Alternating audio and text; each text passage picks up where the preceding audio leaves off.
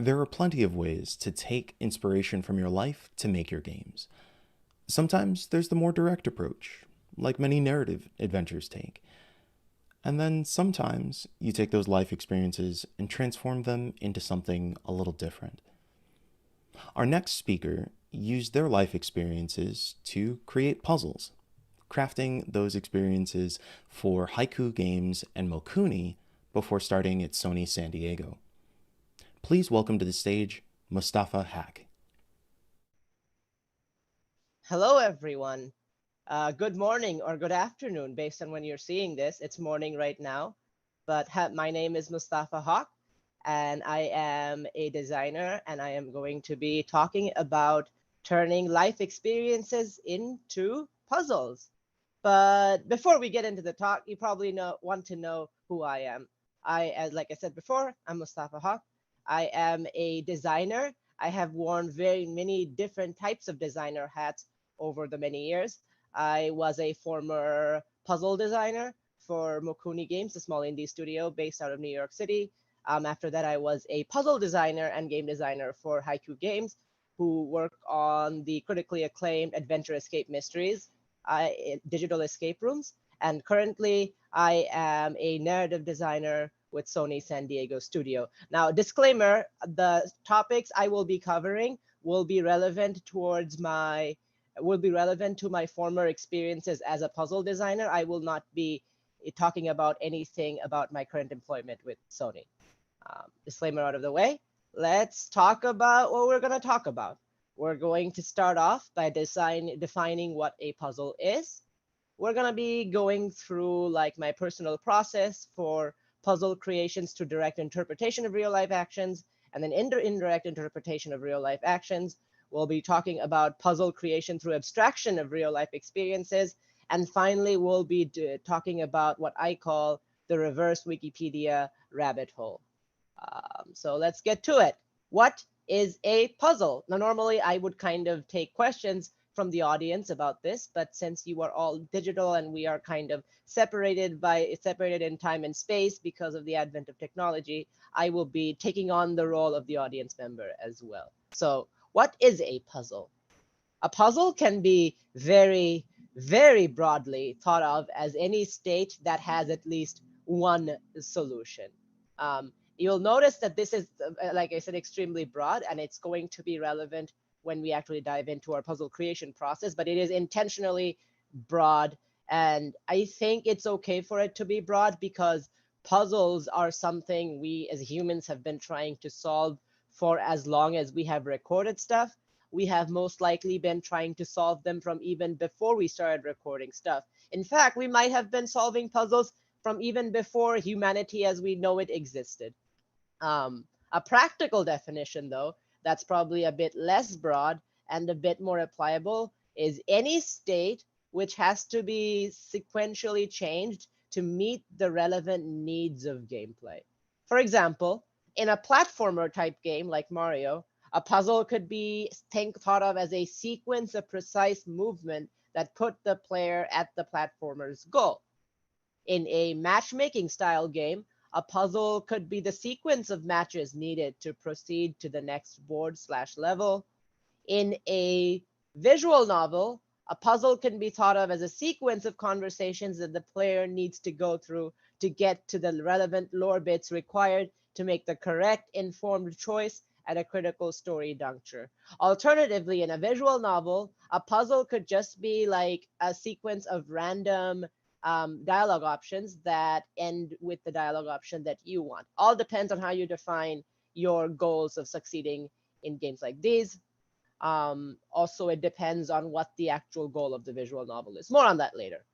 In a game with any sort of premium clue currency, which is primarily what I worked on at Haiku, which had a premium clue currency for their Adventure Escape Mystery series, a puzzle can be a solvable state which encourages but does not require, emphasis, players to spend money purchasing clues for ease and speed of completion of a task and getting to the end point of this sequence.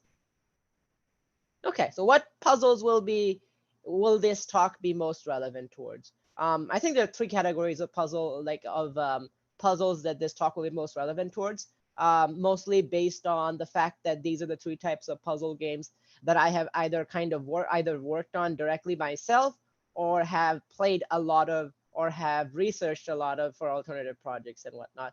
So we'll be talking about classic adventure game style puzzles, kind of like the point and click gameplay. Go here, pick up this, bring it back to that. Use the right item from your inventory to unlock a clockwork mouse, and then use that clockwork mouse to get cheese while avoiding some futuristic retro mice trap, things like that. Classic adventure style thing, you know. The modern escape room style puzzles, they're all the rage now, which I would kind of say that they are kind of like a real world interpretation of these classic adventure games in many ways, but they also have some critical differences and some critical similarities in the sense that a lot of escape rooms are about escaping from a room. Sometimes they about progressing through a level, but a lot of the times these events also kind of talk about and address like the idea that it's trying to simulate an actual physical place that real life attractions would kind of work on. They could also be referring to like hybrid style escape rooms, which were super popular during the pandemic lockdown, when you kind of were looking in through video technology into an escape room while someone inside the room, usually the game master, would perform actions you direct them to. And finally, the final type of puzzle games this is going to be the most relevant towards is going to be the narrative sequential dialogue style puzzles, which, as I mentioned before in my visual segment, are the types of puzzles in which you pick the right dialogue options to get to a state of the storyline that you think is appropriate, that you kind of want to reach. So firstly, let's talk about the easiest one, puzzle creation through direct interpretation of real life actions/experiences, which is directly putting in real life series of interactions as is into a game. Like you did an action X in real life, you thought it was actually kind of clever that you did action X. So you go up and you just put in that entire action X into the gameplay. So I'm going to be using a lot of real life examples that are kind of anecdotal, but basically to kind of illustrate how this version of puzzle creation works. So the first situation I want to talk about is specifically a puzzle that I worked on in Adventure Escape Mysteries. The chapter was called Picture Perfect. So the real life situation was one night I was up super late. It was like a Saturday night. It was past 2 a.m. that I was up, and my roommates came back super late. They were very, very drunk and hungover at the same time somehow. I didn't think that it was possible to be both drunk and hungover at the same time, but they were kind of like in pain, in distress, kind of, but also very happy because they were also drunk. So I know they were like craving some food. So I was trying to figure out a way to make my friends feel more at ease. So I looked into my kitchen, my fridge. I didn't really have any cooked food for them to help them to rehydrate, absorb some of the alcohol and stuff like that. But I did have some random greens. I had some eggs that were uncooked and stuff like that. So I kind of just threw together what I could find out of a fridge to make sure that the food they got was kind of like gave them a boost of all the stuff they were probably missing out on. Some electrolytes. I remember that my brother, he's a doctor. He used to like whenever I would get sick back home, he would like give me like a saline solution, which he would kind of make with with a bit of sugar, a bit of salt, and just water. So, and that was very good for rehydrating people who were kind of ill. So, same concept here. So just gonna put in some of that saline water with some sugar in it, some spinach, just blend it all up, and also boil up some eggs on the side because who doesn't like a nice boiled egg? And I gave it to my roommates, and they became my less hungover roommates. And so, this was just kind of an interesting experience for me because I felt like I was kind of playing a real life adventure game in a way, because the state that I wanted to reach was have my hungover roommates be in less pain. And the problem that I had, the obstacle I had to overcome was that I didn't have appropriate kinds of food. And so but I did have the ingredients to make them. So I made them and I gave it to them, which is all to say, it was just a fancy way and an excuse for me to like make food with an intent. Now, how did I put this in the game? Okay, so directly, there is a puzzle in Adventure Escape Picture Perfect where you run into one of the chefs. So the entire premise of Adventure Escape Picture Perfect, to give you a better idea, is that you are a police officer who was assigned to be the protection detail to a famous celebrity in their wedding, but you kind of suck at your job, so they end up dead. So now instead of protecting them, you're trying to solve their case. And so you're questioning everyone in that wedding. So you go up there, and one of the people you want to question is the chef. And you go up there and you see him on the ground and you think, oh no, the chef is dead. But no, he's not dead. He's actually just like passed out and hungover. So at first you kind of have to wake him up by finding some sniffing salts and putting it in front of his nose so that he can wake up, given that they burn of energy. And then afterwards, you have to basically help cure his hangover so he can actually remember the events that led to one of the major potential suspects escaping from the venue. So you do it. So the entire idea is you have a blender, there's no cooked food, and there are various ingredients spread out across the kitchen. So you have to kind of get this right ingredients, read from a cookbook to figure out what combination of these ingredients would best help cure this man's hangover. And then you just mix it up and you give it to the chef, Chef Julio, and it clears out his head faster than Tylenol. I don't know why we didn't think of just making a puzzle about giving him Tylenol, but it's a good thing that we didn't, because then I could really give an example of how I interpreted like my set of real life actions towards something in the game. So, yeah, he gets the hangover cure juice, he drinks it, and he points us to our next story juncture. So it was pretty much a one-to-one kind of interpretation. If anything we changed, it was mostly about like where some of the items were kept, because you want to use up most of the space. And also the actual recipe was kind of tweaked a little bit to make it less simplistic, and so that, it's more of a puzzle. So that's an example of a real life action that I interpreted and into an inspiration for a major puzzle that I made. Now, it's not super common for those experiences, for experiences to always be super relevant and possible for moving on to like, it's not always appropriate for you to like directly interpret real life actions. It happened that we were making a game that kind of was set in the real world at a contemporary period, and the subject matter also involved a situation that most people would kind of run into in real life. But in video games, in a lot of puzzle games, like mundane puzzles like that are actually not super common. More often than not, you're going to be requiring this second skill, which is puzzle creation through indirect interpretation of real life actions / experiences. So in this one is basically about taking in a real life experience like we did in our first version of creating a puzzle, translating it through the lens of your setting, and then putting it in the game. So there's that one layer added on in the middle where you're trying to translate the real life experience that you had into something that is more relevant for the setting, for your story, and then putting it in the game.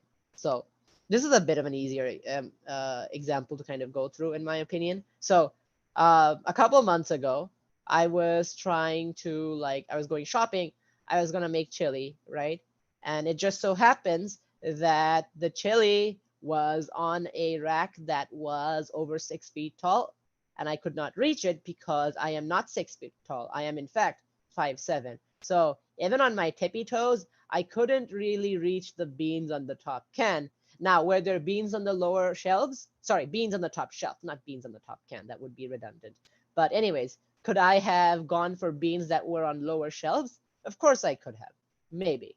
But I set my eyes on getting that specific can of beans, mostly because I actually like that brand a lot more, and I would not be deterred from reaching it. But also, here's the thing: I have bad social anxiety. I felt really bad about going up and asking an employee for help, which is actually the store policy. So because of that, I found myself in a puzzle game situation where the objective is reaching a can of beans, and the obstacles between me and the puzzle I have to solve is the fact that I am 5'7" and I cannot reach the top shelf, and also because I have social anxiety, so I can't really ask anyone for assistance in getting the beans down. So I tried to figure out what to do, and I was like, wait a minute, this is a grocery store, and they have cleaning items too. So I went to the aisle that had the cleaning items, and I found giant, like not giant brooms, a regular size broom. But for me, I think all brooms are a bit on the giant size because most of them are taller than I am. So I grab one of those brooms, I bring it back to where the beans are. I look to my left to make sure there's no one looking, especially no employees or any shoppers, and because I have social anxiety and I don't want to explain it to them why I have a broom in the beans aisle. And then I look to my right to check the same thing. And when I was confident that there were no eyes on my actions, I took the broom, I turned it upside down, I slowly like nudged over the can of beans until it fell right off the shelf directly into my basket without hitting anyone in the way. Most importantly, though, I did not give myself a concussion from falling can of beans because that would also have been a weird thing to explain to the doctors. And as I said, I have social anxiety, so the less I have to explain these weird awkward situations, the better. Now, how did I put that in a game? So I want to talk about like another game I worked on while I was with Haiku, and this game was called The Sultan's Inventor. And I think you should all play it because I personally think that's one of the best puzzle games that I've made, that I've worked on.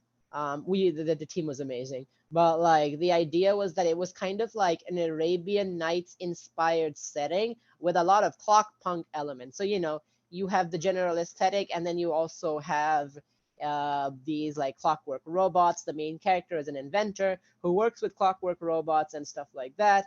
And the plot is about how one of the inventors' invention, a clockwork robot that plays music, kind of malfunctions during a ceremony and kills the sultan. So they have to clear their name while at the same time trying to figure out who killed her sultan. So of course, in this setting, you don't really have supermarkets, or at least you don't have any that you're exploring.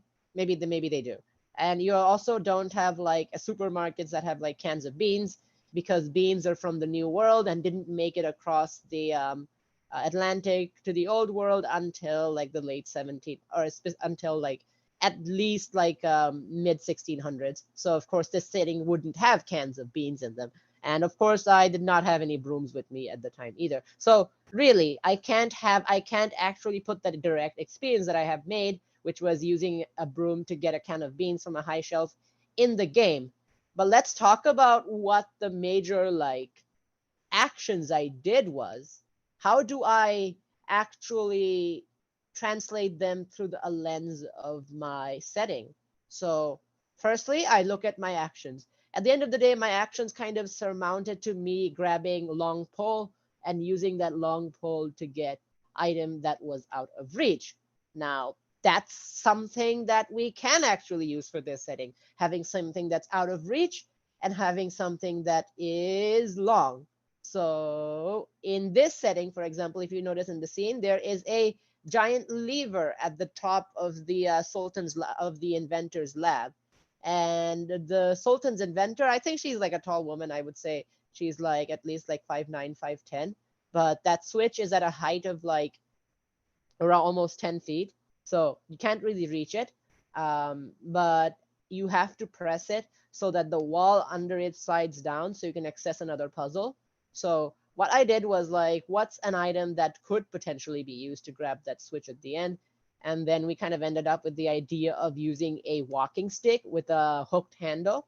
So you like kind of raise up the walking stick and then use it to kind of pull down on the switch. If you notice on the inventory bar on the right side of the screen, it's the item that's selected. So that was the basic idea. You kind of pick it up, pick up the cane, you use the cane to pull down on the switch, and boom, presto, the wall opens and there is a puzzle underneath it. So that's all of this is to say that this, my real life personal story of trying to use a broom to access an inaccessible can of beans was something that inspired me to just come up with the idea of using a tall item to access something out of reach within the context of this game. Now, of course, this entire this action, since I have kind of abstracted it to a little bit, more on that later, can be applied to, can be more easily translated through various different lenses. So if you think your setting is, let's say, in a spaceship, then of course you can also have it very similarly. So how can I use like something tall to reach something out of how can I use something that's long to hit something that's out of my reach? And of course, in a in a spaceship setting, it could be something like there is a console up there that you need to tap with your hand, but of course the gravity failed, so you're kind of stuck on the ceiling and you need to reach it, and it's like the spaceship is essentially upside down, so you have to find some way to reach it up there. How do you get your fingerprints up there? You could have like some sort of like robotic hand, like a robot that's malfunctioning. You break off that robot's hand. You kind of put your finger, you kind of smudge over your fingerprint on top of that robot thing. I don't know how that exactly works. It's sci-fi.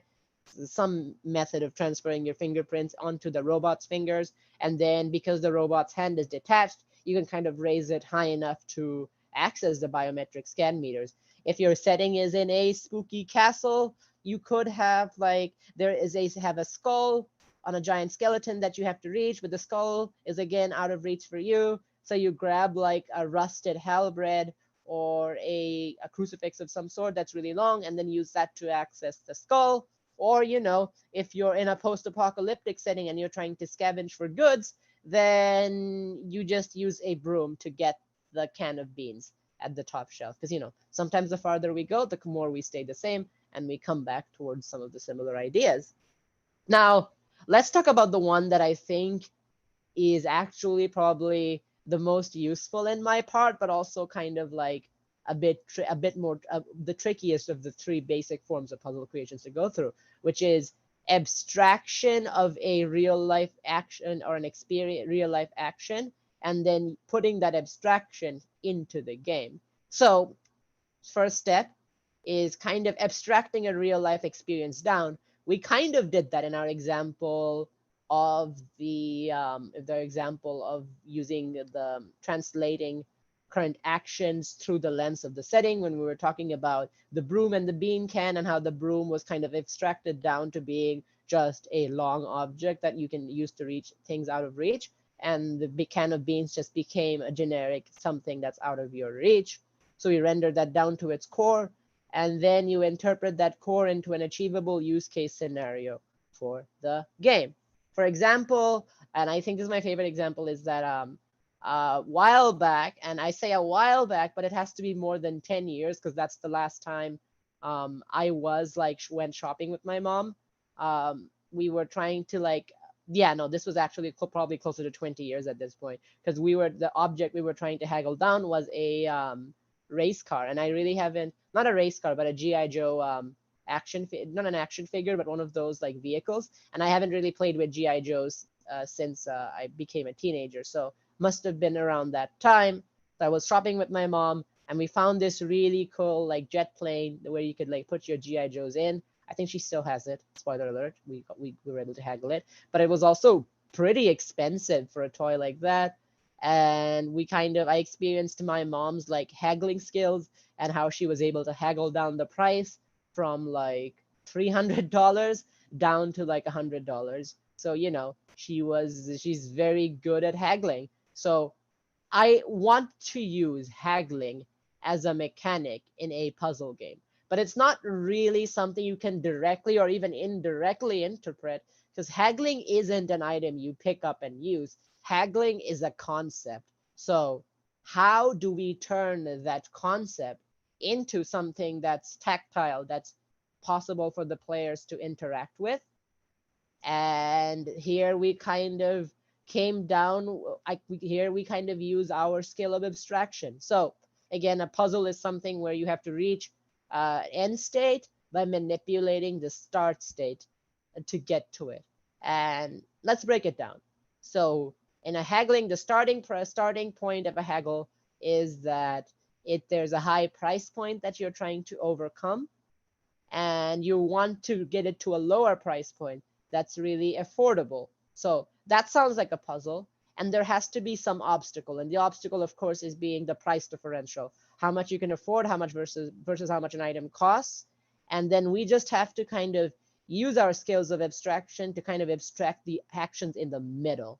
Like what can we how can we represent the abstract concept of talking to someone to change their mind and lowering a price? So this is kind of the puzzle I am the most proud of making from my time in Haiku Games. And of course, this is still part of the Sultan's Inventor.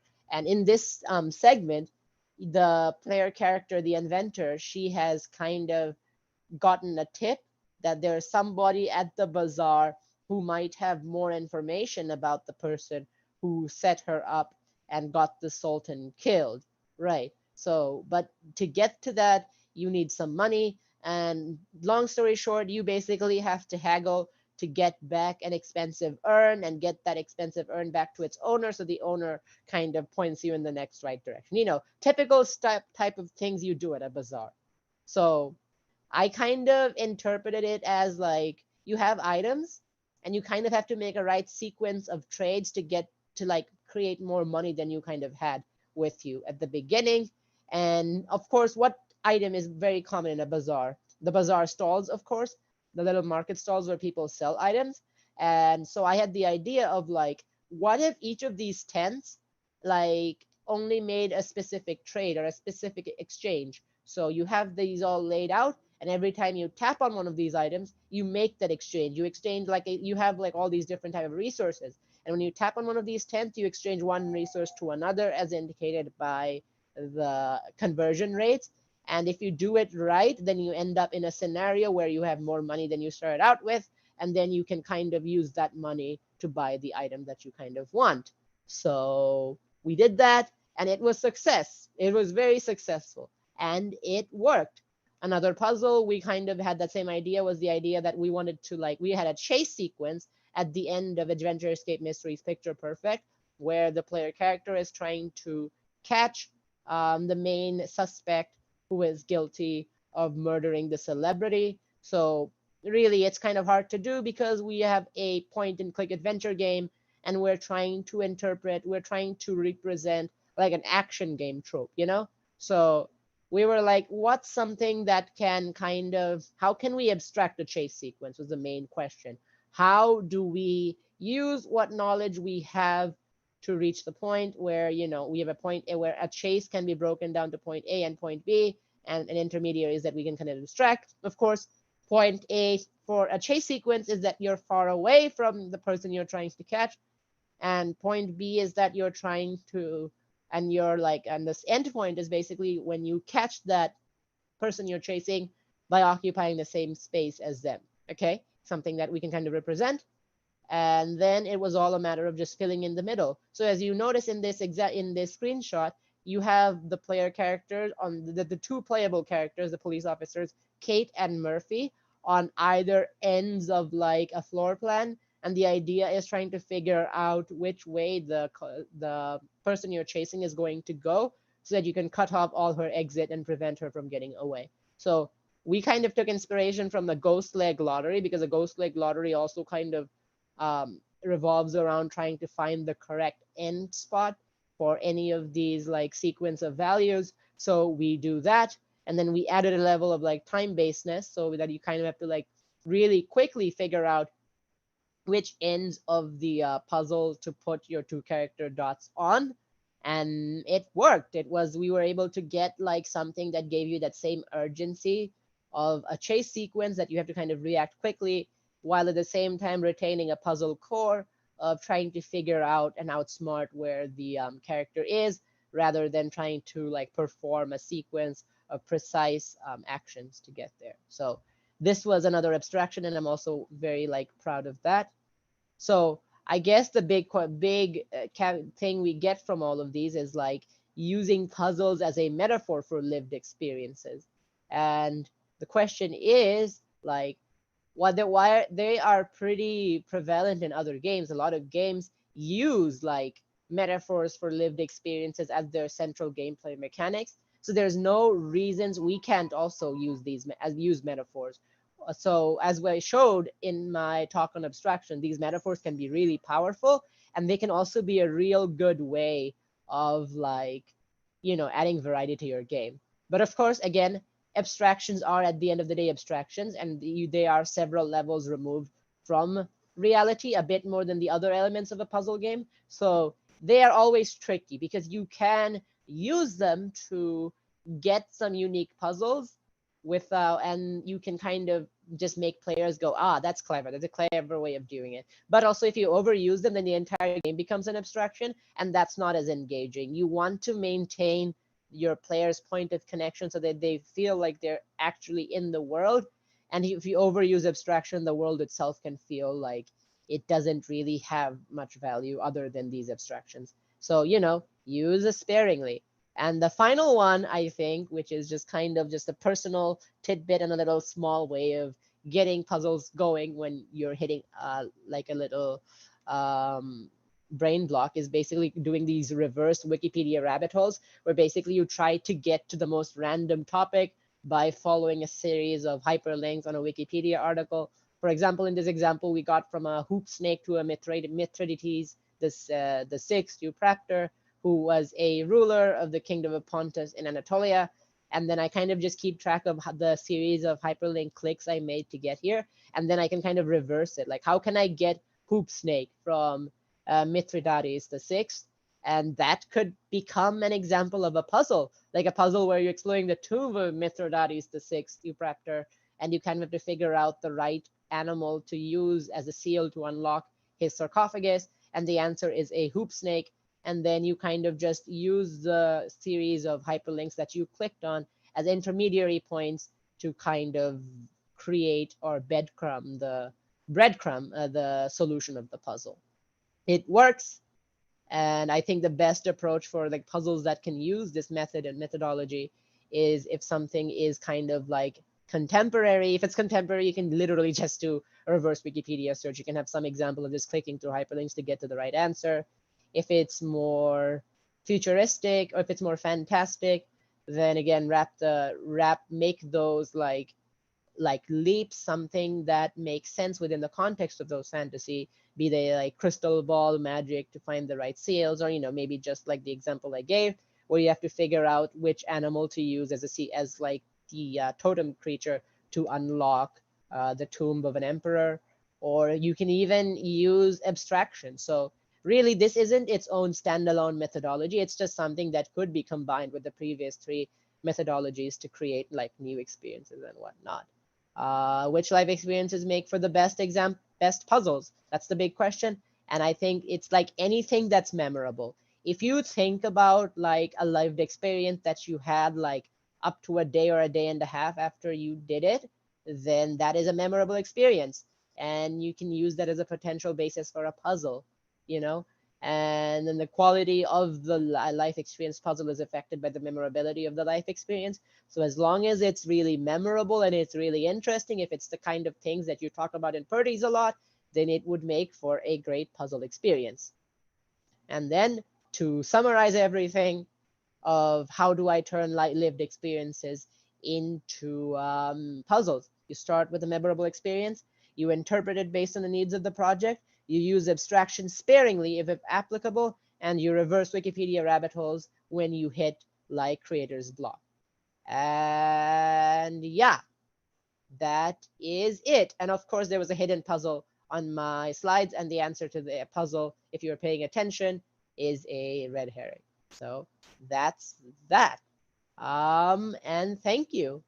We won't be doing exercises because again, we are separated by time and space, but thank you for spending your time coming to my talk, and we are done. I think one of the coolest parts of game dev is being able to take your lived experiences and share them with others in really interesting ways. It's really great to get this behind the scenes look at the puzzle creation process, and honestly, I found it fascinating. And as far as the red herring is concerned, though, I did get totally stumped. I can admit that. Hopefully, you all in the audience did a little better than I did. Thank you so much for your talk, Mustafa.